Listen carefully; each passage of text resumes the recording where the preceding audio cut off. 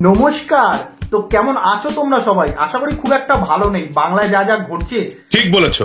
তো আজকের ভিডিওটা এমন ভাবে করবো, ভিডিওটার মধ্যে বিষয় থাকবে আমাদের পিসি আর পিসির আপনজনদের চোখে যে তুলসী পাতাটা পড়েছে, সেই তুলসী পাতা নিয়ে আজকে ভিডিওটা হবে। বলেন কি? এনাদের চোখের তুলসী পাতাগুলো আজকে তুলবো আমরা, যাতে এনারা ঠিকঠাক ভাবে দেখতে পান। তো আসো শুরু করি। যারা এই মুহূর্তে সর্বস্ব হারিয়ে রাস্তায় পড়ে রয়েছে, চোখের জলে দিন কাটছে, আর্তনাদ করছে, বলছে বিচার চাই, বলছে সুরক্ষা চাই, বলছে বিএসএফ ক্যাম্প চাই, তাদেরকে মাননীয় মমতা বন্দ্যোপাধ্যায় বলছে একটু বুঝুন। ভাই বোনদের কাছে আমার একটাই অনুরোধ থাকবে, প্লিজ বুঝুন। আজকে যদি আপনার সম্পত্তি কেড়ে নিত, আপনার গায়ে জ্বালা ধরতো। ওদের গায়ে জ্বালা ধরেছে, ওরা দুঃখে আছে। সাবাস! হ্যাঁ পিসি, আপনি কাদের বুঝতে বলছেন? হিন্দুদের? আচ্ছা আচ্ছা। তো ওদের গায়ে জ্বালা ধরেছে, ওরা দুঃখে আছে মানলাম, কিন্তু তা বলে যে পাশের বাড়ি হিন্দুর ঘর বাড়ি জ্বালিয়ে দেবে, তাদের ভিটে ছাড়া করবে, এটা তো একদম ঠিক না, তাই না? আর যদি হিন্দুরা তো এটা করেনি, করেছে সুপ্রিম কোর্টের কাছে যা করা, সুপ্রিম কোর্টে গিয়ে তারা আর্জি দিক। সঠিক বলেছেন। কিন্তু তার মানে এই না যে তারা কোনো হিন্দুর বাড়ি জ্বালিয়ে পালিয়ে একাকার করে দেবে, তাই না? এবার আপনি ওদেরকে বুঝতে বলুন, আমাদের আর বুঝতে বলবেন না। ঠিক বলেছো। রাজ্যে এত কিছু হয়ে যাওয়ার পর এখনো পর্যন্ত 1000 টাকা 1500 টাকার ভিখারিগুলো 1000 টাকা 1500 টাকার লোভে এখনো কি কি বলছে দেখুন। আর আমরা দিদিকেই চাই। আমাদের মমতা দিদি ছাড়া আর কেউ আসতে পারবে না এখানে। আমি বিশ্বাস করি না, আমি বিশ্বাস করি না, আমি বিশ্বাস করি না। ঠাকুরকে রাস্তায় নামিয়ে নিয়ে এসছে ওনারা, আর আমরা ঠাকুর সিংহাসনে পুজো করি। আমরা ঠাকুরটা কোনোদিন ধইয়া হয় না, পার্টি হয় না। ঠাকুরকে কোন রাস্তায় নামিয়েছে কাকিমা? হ্যাঁ, বরং এরাই এত বছর পর ঠাকুরকে ঠিক জায়গা দিল, ঠাকুরের মন্দির তৈরি করলো, তার ঠাকুরের জন্মস্থানে। ঠিক আছে, এখনো পর্যন্ত কোনো পার্টি করেনি, শুধুমাত্র ওই পার্টিই করেছে। বুঝতে পারলে তো? ঠাকুরকে ঠিক জায়গা দিল, রাস্তা থেকে তুলে মন্দিরে বসালো। এরা তো ধর্ম দিয়ে খেলছে, আপনারা তো নিজেরাও দেখছেন। রাম কখনো রামকে নিয়ে রাজনীতি হতে পারে? এরা রামকে নিয়েও রাজনীতির ময়দানে নামিয়ে দিয়েছে। আর রামকে আমরা সবাই ভগবানের আসনে রেখে পুজো করি। আজকে যদি তারা রামকে নিয়ে রাজনীতি করে, তারা তো বলবেই।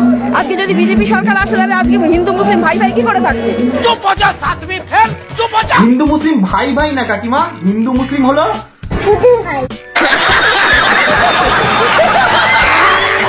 আর কাকিমা যে রাম রাম করছে, রাম মনে হয় শ্রী রামচন্দ্রের কথা বলছেন না, ইনি মনে হয় বলছেন পাড়ার কোনো কাকু বা কোনো নিজের ভাইয়ের কথা বলছে মনে হয় রাম। ঠিক আছে, কারণ শ্রী রামচন্দ্রের কথা বলে শ্রী রামচন্দ্র এইভাবে বলতো, রাম রাম রামকে আমরা এই করি, রামকে আমরা সেই করি, এইসব বলতো না। তাহলে তো মনে হয় কোনো পাশের বাড়ির লোকের কথা বলছে। দিদি আছে, দিদি থাকবে, কারণ দিদি যা আমাদের জন্য যা করছে, সবার জন্য সে রাস্তায় দিদি যতই যা দিদির নামে বললো, কিন্তু দিদি আমাদের জন্য আছে, সব পাবলিকের জন্য আছে। এটা বিজেপিকে কোনো বলার কোনো অবকাশ নেই। সেই সময় আসলে বুঝিয়ে দেবে যে কে থাকবে কে থাকবে না। ঠিক আছে, সময়ের পরিস্থিতিতে। अभी मैं गाली नहीं दे सकता। नहीं, गाली नहीं देना। फैमिली देखती है, वरना मैं ऐसे गाली दूं, ऐसे गाली दूं ना, जिंदगी भर याद रखें ये बड़े भाई। দেখুন, একটা রাজ্যের চিফ মিনিস্টারের ভাষণ শুনুন। এত যে অশ্লীল কথা বলছেন, একটা ধর্মের নামে এত কুৎসা করছেন, একটা অপপ্রচার করছেন, একদিন তারা যদি একটা আন্দোলনের ডাক দেয়, আপনি নিজেকে সামলে রাখতে পারবেন তো? সাবাস!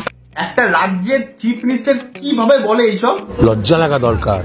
পরের ক্লিপটা হলো শুয়োরের বাচ্চা সেকুলারদের জন্য। ঠিক আছে, হ্যাঁ তোদেরকেই বলছি, শুয়োরের বাচ্চা সেকুলাররা, সেকুলার হিন্দুরা। ঠিক আছে, পরের ক্লিপটা দেখ। কিসের ভয়? কোনো ভয় আমরা পাই না। আমরা জীবন দিয়ে আমরা হাইটে ছোট হয়ে আছি।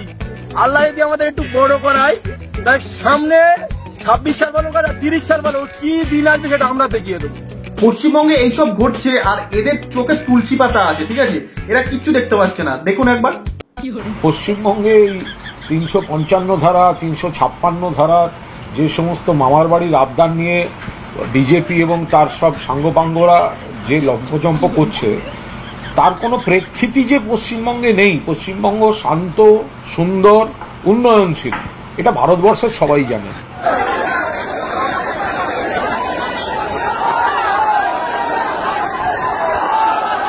पूरा एंटी मुस्लिम बिल है, ये बिल को वापस लेने होगा, नहीं तो फिर कोलकाता को भी शाहीन बाग बना देंगे हम लोग। बोल दे रहे हम, पूरा कोलकाता शाहीन बाग बना देगा, हर जगह शाहीन बाग हो जाएगा। शाबाश! কাকু এইবারে চোখের তুলসী পাতাটা একটু সরান আর ভালো করে দেখুন পশ্চিমবঙ্গে আসলে কি চলছে। আর এর পরের মানুষটা তো বিরাট ভাষণ দিতে পারে, বিরাট ভাষণ দেয়, একবার শুনুন ভাষণটা। আর আমার সামনে যদি পুলিশের গাড়িতে আগুন জ্বলতো বা এইভাবে পুলিশের উপর আক্রমণ হতো, আমি এখানে শুট করতাম মাথার উপরে। আর আমার সামনে যদি পুলিশের গাড়িতে আগুন জ্বলতো বা এইভাবে পুলিশের উপর আক্রমণ হতো, আমি এখানে শুট করতাম মাথার উপরে। শান্তিপূর্ণ বিক্ষোভের নামে তাণ্ডব, ভাঙচুর গাড়ি, কোন রকমের প্রাণ বাঁচাতে পেট্রোল পাম্পে আশ্রয় পুলিশের। বাহ क्या सीन है, वाह क्या सीन है। কি হলো অভিষেক দা, এইবার কি হলো? পুলিশের উপরই তো আক্রমণ চলছে, এবার বন্দুকটা কই? আপনার হাতে বন্দুক থাকা দরকার। আর আপনি এইখানে শুট করবেন বলেছিলেন, কবে কবে আর করবেন শুট? নাকি এখনো আপনারও চোখে তুলসী পাতা আছে, কিছু দেখতে পাচ্ছেন না? जनता को आप मूर्ख समझना बंद कर दीजिए। চোখের সামনে ইউসুফ পাঠান গত 4 দিন ধরে জুতো শুকতলা করিয়ে পেরেছেন, একটার পর একটা দাঙ্গা পরিস্থিতি। কি হাসছেন কেন জাননি? ও আমি ভেবেছিলাম গেছেন। যাই হোক, এর পরের ক্লিপে দেখবো আমরা এই পার্টিটা কিভাবে এত বিপুল ভোটে জেতে, আর এদের সাথে কারা কত খতরনাক মানুষ তো বলা যাবে না, কত খতরনাক জানোয়াররা এদের সাথে জড়িত আছে, একবার দেখুন। এবার সরাসরি জঙ্গির সঙ্গে জোড়া ফুলের সম্পর্ক। বলেন কি? ঠিক শুনছেন আপনি, বাংলার শাসকের সঙ্গে জঙ্গি যোগ। এই প্রথম এই খবরটা, যোগটা কেমন? কেরালায় ধরা পড়েছে এই বাংলাদেশি জঙ্গি। তার এক ঘনিষ্ঠ আত্মীয় তৃণমূলের পঞ্চায়েত সমিতির সদস্য ছিলেন রাকিবা খাতুন, পিস্তুত দাদার বউ। 2018 থেকে 2023 পর্যন্ত নওদা পঞ্চায়েত সমিতির সদস্য ছিলেন রাকিবা, তৃণমূল করেন সক্রিয়ভাবে। আর কি বুঝতে অসুবিধা হয়, এই রাকিবার সৌজন্যেই নওদার ভোটার হয়ে গেছে বাংলাদেশি জঙ্গি সাদ শেখ। সাবাস! তাহলে দেখে নিলেন তো, আর বুঝেও নিলেন এটা আসলে কাদের পার্টি। अब नरेंद्र मोदी क्यों नरेंद्र इस्लाम क्यों नहीं होता है? লজ্জা করে না বেহা নির্লজ্জ, একটা দেশের প্রধানমন্ত্রী, তার নামের পাশে তুমি। আরে তোমাকে তো জনগণ দিয়েছে, মোদিকে কি জনগণ দিয়েছে? I withdraw Narendra Islam word.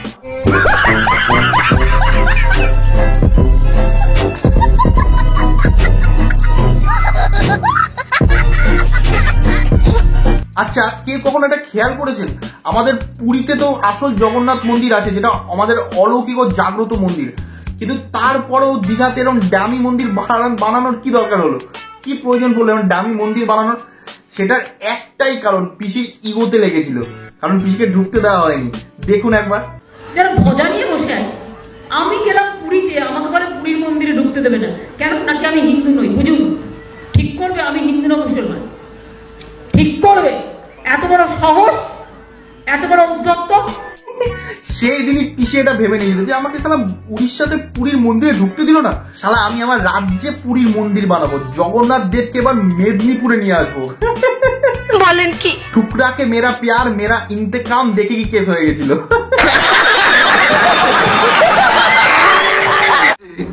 সবাই হাত জোড়ে জয় জগন্নাথ বলুন।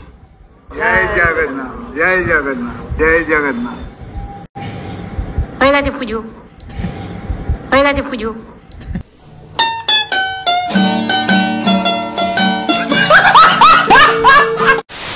তাহলে ভিডিওটা এখানে শেষ করলাম, আর লাস্টে পশ্চিমবঙ্গের সমস্ত হিন্দুকে একটা মেসেজ দিতে চাই, যে এই ক্লিপটা দেখো একবার। पश्चिम बंगाल के हिंदुओं को तो हम यूं कहेंगे साड़ी पहन लेनी चाहिए। अगर आप अपने ही देश में अपना घर छोड़ने के लिए मजबूर हो गए तो निश्चित रूप से ये हिंदुओं का दुर्भाग्य है। एक अकेला धीरेन्द्र कृष्ण शास्त्री पूरे भारत को हिंदू राष्ट्र नहीं बना सकता। हर घर से धीरेन्द्र कृष्ण शास्त्री निकलना चाहिए। তো চলো টাটা, দেখা হচ্ছে পরের ভিডিওতে। যদি ভিডিওটা ভালো লাগে তাহলে লাইক, কমেন্ট, শেয়ার, সাবস্ক্রাইব সব করে দিও।